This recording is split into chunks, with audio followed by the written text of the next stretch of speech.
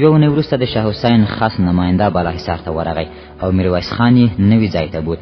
میرویس خان د پاچا ماڼۍ ته نږدې په یوه کوچني ښکلي کور کې واړول. نه ګارډ و او نه هم کوم پیردار، بس یو آشپز او یو خدمتګار یې درلود. میرویس خان څو کتابونه راوغوښتل، حویله یې شنه وه. ده به ډېر وخت د پسرلي پاخته لمر ته مطالعه کوله. یوه ورځ پاچا ور وغوښت، خو دا ځل د ګارډ د یوه عسکر لخوا یو بل واړه سالون ته رهنمایي شو. په سالون کې د تبلې او باجې غږ راګرځېده. څو ښکلې نجونې نڅېدلې. میرویس خان د پاچا په غوښتنه د هغه تر څنګ کېناست. پاچا اشاره وکړه، ساز ودرېد، نجونې ووتې. یو خدمتګار د شرابو جام ورته ونیو، خو میرویس خان چای وغوښت. پاچا نشه و. ځینو درباریانو ته یې کنځلې کولې، ویلې چې د غم خبرې ولې تر ما را رسوئ، واک مې ورکړی، په خپله دې حل کړي.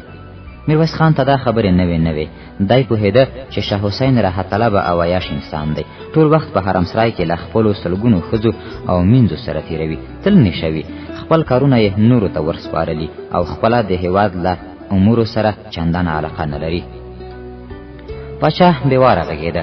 له خپلو ډېرو درباریانو، والیانو او مهمو قماندانانو یې شکایت درلود، خو د ګرګین نوم یې وانه اخیست. چای راغی. میرویس خان له لنډې شیبې څخه استفاده وکړه. د نیغ په نیغه د ګرګین ظلمونه نشوی یادولی. وار له واره یې د هندوستان د فال لیدونکو او جادوګرانو کیسې راواخیستې. د فال لیدونکو ځینې مهم کتابونه یې یاد کړل. ویې ویل چې له دې کتابونو څخه هر څوک استفاده کولی شي. میرویس خان د فال، تعویز او جادو په اړه خپلې خبرې وغځولې. دی د پاچا له سترګو او واضح خولې وپوهېد چې شاه حسین ته د هندوستان د جادوګرانو د حیرانونکې کیسې نوي دي او خوند ترې اخلي. په پای کې یې وخندل. ویې ویل چې ګرګین هم یو داسې جادو ته ضرورت لري چې زړه یې نری کړي او له ظلمه لاس واخلي. وروسته یې د ګرګین ظلمونه یاد کړل.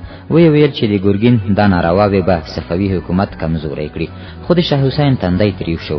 خبرې یې بیرته فال او جادو ته ورواړولې او له میرویس خانه یې د هندوستان د جادوګرانو د کیسو دوام وغوښت. میرویس خان ته د وزیر اعظم خبره وربدله شوه. ده ته یې ویلي وو چې ګرګین غښتلی یو عصبي سړی دی. ان شاه حسین هم ترې ویره لري او د هغه د ګوښه کېدو یا تبدیلېدلو زړه نه لري. میرویس خان ناامیده له ماڼۍ راووت، خو په دې خوشحاله و چې آزاد ګرځېده. نه چا پایره پرې کوله او نه هم تر نظارت لاندې و.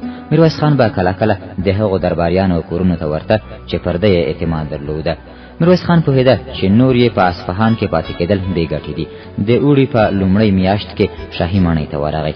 له شاه حسین څخه یې د حج فریضې ته د تلو اجازه وغوښته، خو شاه حسین یې خبره ونه منله. په دوهم ځل اعتماد الدوله، وزیر اعظم او ځینې نور درباریان واسطه شول. شاه حسین نشه و. دا ځل یې نه ونه ویل.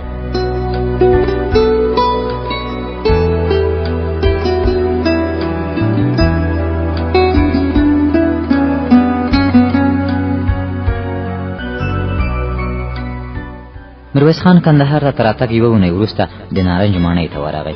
ګرګین ته یې احوال ورولېږه چې غواړي ورسره وویني، خو ګرګین یې غوښتنه ونه منله. ویلي وو چې دا یوه مهمه غونډه لري. میرویس خان په دوهمه ورځ بیا جنګي کلا ته ورغی. د ګرګین ځواب دا ځل هم منفي و، خو په څلورمه شپه ګرګین تر سهاره سترګه پټه نه کړه. له ډېرې غوسې خوب نه ورته. سپېده چاود یې څو کسان د میرویس خان کور ته ورولېږل، خو میرویس خان ورته وویل چې کار لرم، بل وخت به سره ګورو. د ګرګین زړه اور واخیست. خپلو عسکرو ته یې امر وکړ چې د بازار ټول دکانداران جنګي کلا ته راوغواړي. غرمې ته لوی سالون له خلکو ډک و. ګرګین په غوسه ښکارېده. دکانداران یې وګواښل چې که مالیه ورنه کړي دوکانونو ته به یې اور واچوي. خو د ټولو دکاندارانو خبره یوه وه، ویلې چې دوی ته د میرویس خان خبره تر هر څه ډېر ارزښت لري. د ګرګین له خولې لاړې باد شوې. ځینې دکانداران یې بندیان کړل. په سبا یې خپل 200 عسکر د دکانونو د نړولو لپاره بازار ته ورولېږل، خو غرمې ته بیرته راغلل. ګرګین ته یې ویل چې سلګونه ځوانان له تورو او تبرونو سره ورته ولاړ ول. ګرګین د کلا یوه برج ته وخوت. د 4 توپونو خولې یې بازار ته ورواړولې. یو عسکر د توپ ګولۍ راوړه، بل عسکر چیغه کړه. میرویس خان جنګي کلا ته را روان دی. ګرګین لاندې وکتل. په تیز آس پسې مړه دوړه پورته کېدله. ګرګین له برجه ښکته شو، خپلې کوټې ته لاړ. د شرابو جام یې پر سر واړاوه. میرویس خان راغی. ګرګین ته یې د ستړي مشي لپاره لاس ور وغځاوه، خو خلاصې ګوتې یې په هوا کې باد شوې. ګرګین په غوسه وویل: ته خلک بغاوت ته هڅوې؟ میرویس خان وخندل. په سړه سینه یې وویل: نه، خو ستا دا درانه مالیات به بغاوت ته لاره هواره کړي. ګرګین چیغه کړه: تا دوکانداران د مالیې له ورکړې منع کړي دي. چای راغی سوړ و. میرویس خان د چای پیاله بیرته په پتناسه کې کېښوده. ویل د دوکانونو مالیه 2 چنده ډېره شوې ده. ګرګین چیغه کړه خو دا په تا پورې اړه نه لري. میرویس خان وخندل. د خپلې صدرۍ جیب ته یې لاس کړ. ګرګین ته یې مهر شوی کاغذ ونیو. ګرګین تاو شوی کاغذ ور واخیست. خلاص یې کړ. سترګې رډې راوختې. میرویس خان وویل اوس خو وپوهېدې چې په ما پورې اړه لري؟ ګرګین غلی و. کاغذ ته یې په حیرانۍ کتل. میرویس خان وویل لومړی خبره زه د شاه حسین په امر د کندهار ښار کلانتر ټاکل شوی یم. له دې وروسته به زه د ښار دوکانونو ته مالیه ټاکم. نو هیله کوم زما په کار کې مداخله مه کوه. ګرګین بل جام ور پورته کړ. میرویس خان د پاچا په مهر 2 مکتوب ورته ونیو. ویل 2 خبره هیڅ کار زما له مشورې پرته مه کوه. ګرګین مکتوب ولوست. بریتونه یې وځړېدل. میرویس خان وویل 3 خبره باندې دکانداران باید همدا نن راخلاص شي. میرویس خان له کوټې ووت. ګرګین په غوسه و. ځمکې ځای نه ورکاوه. د جنگي کلا ټول مهم کسان خپلې کوټې ته ورغوښتل. د صفوي پاچا مکتوبونه یې ور وښودل. ویل چې پاچا په یوه داسې انسان باور کړی چې د صفوي حکومت ریښې وهي. خو نورو کسانو مشوره ورکړه چې د شاه حسین امر ته په سپکه کتل د ګرګین په ګټه نه ده. دی باید له میرویس خان سره ګزاره وکړي.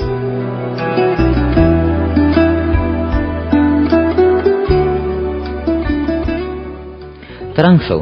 شراب وترنګېدل. ګرګین د شرابو جام پر سر واړاوه. یودم یې چیغه کړه بس که. په دې تکراري نغمه دې غوږونه راوخوړل.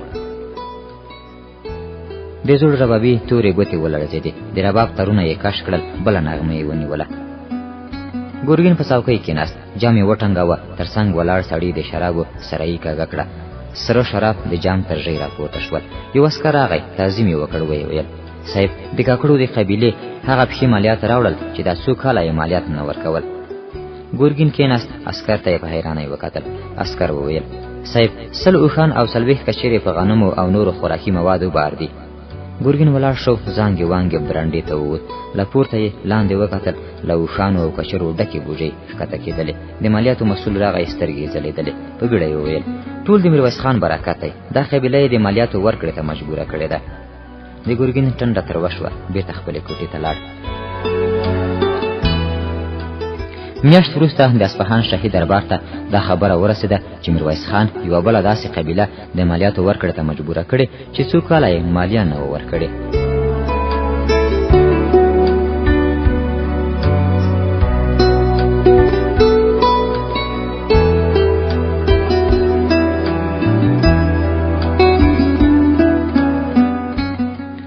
یحیی خان په خواشینۍ وویل وروره ځینې خلک په غوسه دي. میرویس خان بیلچه ور واخیسته. د تاکونو له ډکې جویې یې اوبه واړولې. ورو یې وویل پوهېږم.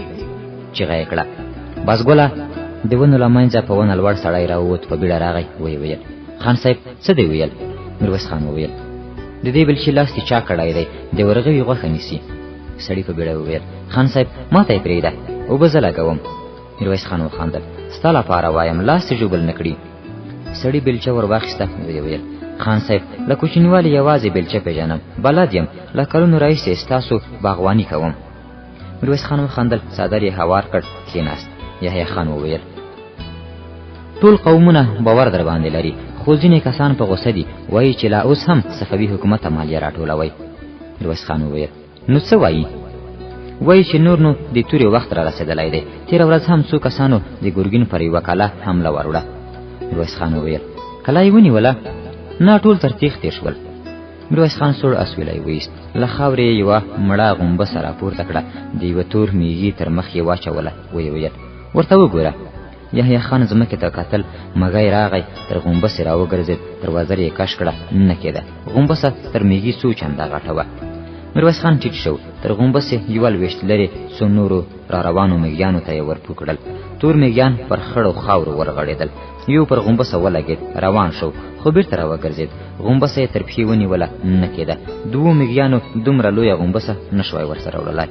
څو نور میږیان راغلل خو غومبسه درانه وه. یحیی خان خپل ورور ته په حیرانۍ وکتل. میرویس خان وویل حوصله وکړه. وخت ووت. پر غومبسه خواره واره میږیان راټول شول. غومبسه یې له ځمکې پورته کړه. میرویس خان وویل صفوي حکومت د همدې غومبسې په شان دی. په څو کسانو یې نشو پورته کولی. میرویس خان غلی شو. ورو یې په حیرانۍ ورته وکتل. میرویس خان وویل لنډه منډه ګټه نه لري. له فکره پرته قوي دښمن ته غېږه ورکول د ځان تباهي ده. موږ باید له آرامو اعصابو کار واخلو.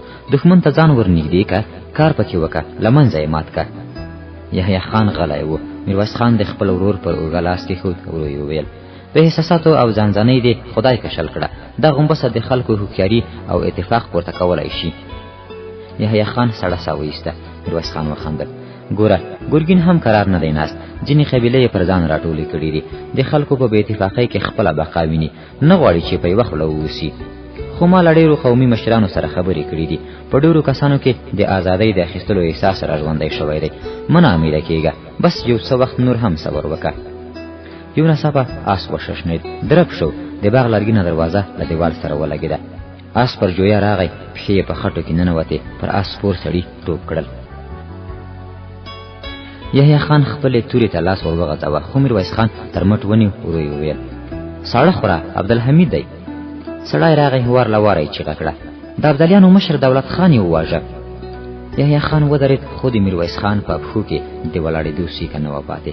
راغلي سړي وویل ګرګین د شپې لخوا په شهر صفا کې د دولت خان پر کور یرغل وروړ. دولت خان او د هغه زوی نظر محمد خان دواړه یې ووژل. میرویس خان په راوتلو رډو سترګو ورته کتل. چوپه چوپتیا شوه. جویې ته د اوبو د تویېدو جوړه راتله. د راغلي سړي په سترګو کې اوښکې راټولې وې. په غریو کې یې وویل د شپې د کلا دروازه ماته کړه. دولت خان ونه تښتېد. مخې ته ورغی. خو د ګرګین عسکرو د تیورې وار ورباندې وکړ. د دولت خان زامنو او د کلا ساتونکو جګړه وکړه. خو شمېر یې کم و. نظر محمد خان یې په غشي وویشت. خو د دولت خان دوه نورو زامن رستم خان او محمد زمان خان وتښتېدل. یحیی خان خپل ورور ته وکتل. په غوسه یې وویل اوس هم باید صبر وکړو. میرویس خان ولاړ شو. څادر یې ور واخیست. شونډې یې وخوځېدې. هو صبر وکړئ.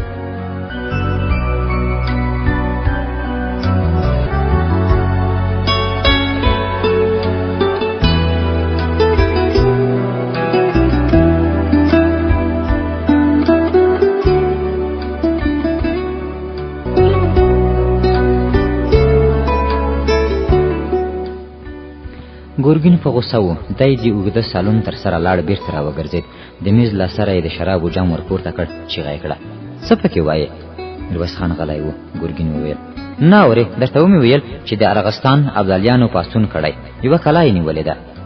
میرویس خان ولاړ شو. ګرګین ته مخامخ ودرېد. د ګرګین د غټو سترګو په سپینو کې سره رګونه تېر ول. میرویس خان وویل دا اور دې په خپله بل کړ. ګرګین جام پر ځمکه وویشت. لاړ. په خپله څوکۍ ځړېدلی سر کېناست. میرویس خان وویل تا د ابدالیانو مشر وواژه. ګرګین غلی و. میرویس خان وویل له ارغستانه خپل عسکر راوغواړه. د ګرګین له خولې لاړې باد شوې. نه. میرویس خان وویل او د دولت خان زوی رستم خان د ابدالیانو د قوم د مشر په توګه ومنه. ګرګین ودرېد. امکان نه لري. میرویس خان د چایو پیاله ور پورته کړه. ورو یې وویل بله لاره نه لري. میرویس خان له سالونه ووت. د جنګي کلا مخې ته یې ورور ولاړ و. دواړه پر آسونو سپاره شول. یحیی خان وویل څه یې ویل؟ د ارغستان د پاڅون په باره کې راسره غږېده. څه مشوره دې ورکړه؟ ورته مې وویل چې خپل پوځیان راوغواړه او د دولت خان زوی د قوم د مشر په توګه ومنه. د یحیی خان تندی تریو شو.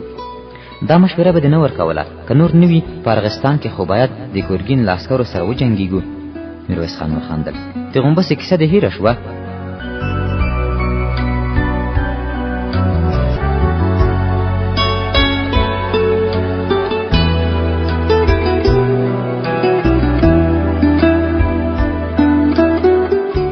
تیاره وه. تالنده وغړمبېده. د ولاړ سړي په سترګو کې سپینې کږې لیکې تېرې شوې. سړی یوې اوږدې کوټې ته ننوت. په دیوال کې ایښودل شوي لمپې ژېړه رڼا کوله. ګڼ کسان ولاړ ول. سړي ته یې غېږه ورکړه. سړي خپل لوند څادر پر تړلې بستره وغوړاوه. کېناست. یو ځوان د چایو ډکه پیاله ورته کېښوده. یوه بوډا وویل میرویس خانه ناوخته شوې. میرویس خان وخندل. پر خپل لانده تندي یې لستوڼی تېر کړ. ورو یې وویل حاجي کاکا پخوا به تر خاکرانه په 2 ساعتو کې را رسېدم. خو د نن لندبل ته مې پام نه و. په باران او چکړو کې د آس پښو سم کار نه کوه. 2 ساعته یې تر 4 ساعتونو هم ور واړول. غلی شو. شاوخوا یې وکتل. ویې ویل اکرم خان نه ښکاري. د کوټې له کونجه یې وغږ کړل. یوازې اکرم خان نه دی. ځینې نور قومي مشران هم نشته. یو بل وویل ټول خبر ول. احوال مو ورلېږلی و خو را نه غلل. جرګې ته یې په سپکه وکتل. میرویس خان د چای غړپ وکړ. ورو یې وویل دومره ژر یو څوک مه ملامتوئ. شرایط خراب دي. یا به احوال نه وي ورسېدلی یا به یې باران د راتګ مخه نیولې وي. ټول غلي شول. یوه وویل میرویس خانه ستا تر راتګ مخکې مو خبرې کولې، بس یوازې پر جنګي کلا د حملې ورځ راښیه. یوه بل وویل خو زه په اوس وخت کې د جګړې مخالف یم. دریم په خبره کې ورولوېد یاره سیدال خانه نه مه پکې وایه. یو بل وویل سیدال خان ناصري سم وایي، تر اوسه کمزوري یو، ټول قومونه مو نه دي غږولي. د کوټې له کونجه یو رامخته شو ویې ویل قومونه سپین وي که تور، دا دی د اوو اتو قومونو مشران شته، نور څوک غواړئ؟ یو بوډا وویل میرویس خانه ته څه پکې وایې؟ میرویس خان وویل د هر چا نظر د قدر وړ دی، خو د ناصري صاحب خبره مې خوښه شوه. غلی شو. د چایو پیاله یې ورپورته کړه ویې ویل پر ګرګین حمله وړه خبره نه ده. یو وویل نو څه وکړو؟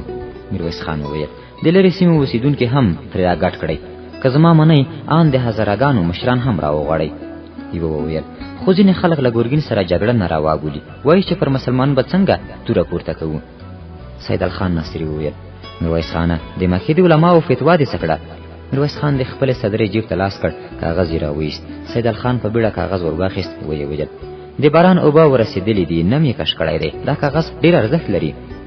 کاغذ ته یې ورپوکړل، پر بالښت کې کېښود. ورو یې وویل له ځینو کسانو یې ښځې بوتلې، خو اور یې وانخیست، دا فتوا به یې خولې ورباندې کړي. میرویس خان وویل اوس نو یوې بلې جرګې ته هم ضرورت دی، تر دې لویې جرګې ته.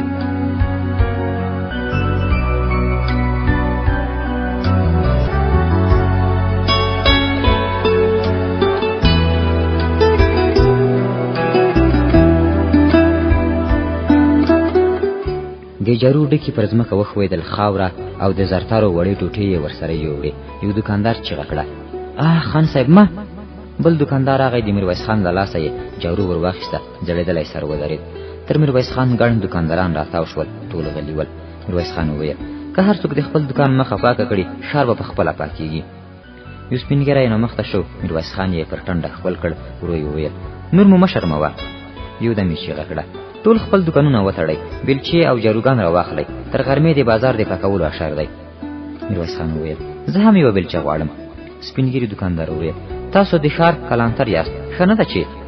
میرویس خان خبره کې ورولوېد بابکه کلانتري بېله خبره ده، زه هم د دې سیمې اوسېدونکی یم، غواړم چې د ښار په پاکولو کې برخه واخلم.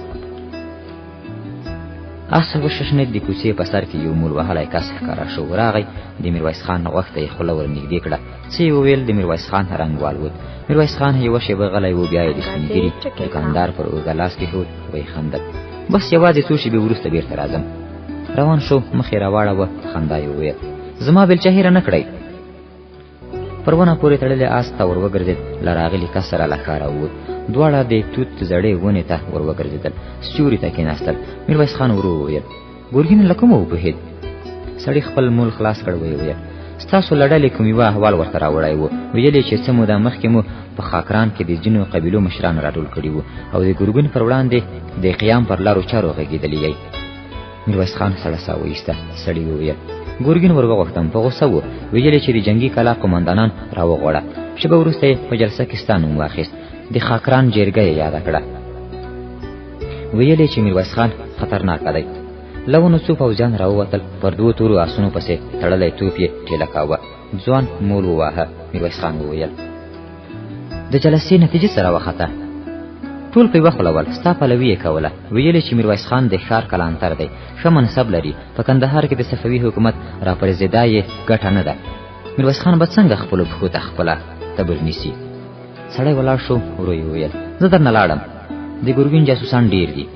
میرویس خان وویل حاجي نواب زرګر ته ورشه، د هغه بل ځل د احوال راوړلو پیسې مې هم درته ایښي دي. ځوان پر آس پښه واړوله، ویې خندل خو د احوال راوړلو بیه یو څه ډېره کړه، پوهېږې په دې شرایطو کې اسانه کار نه دی. سړي آس ته پښه ورکړه. میرویس خان فکر په مخه کړ، شونډې یې وخوځېدې. ګرګین ته ګرګین به چا د خاکران د جرګې له حال خبر کړی وي؟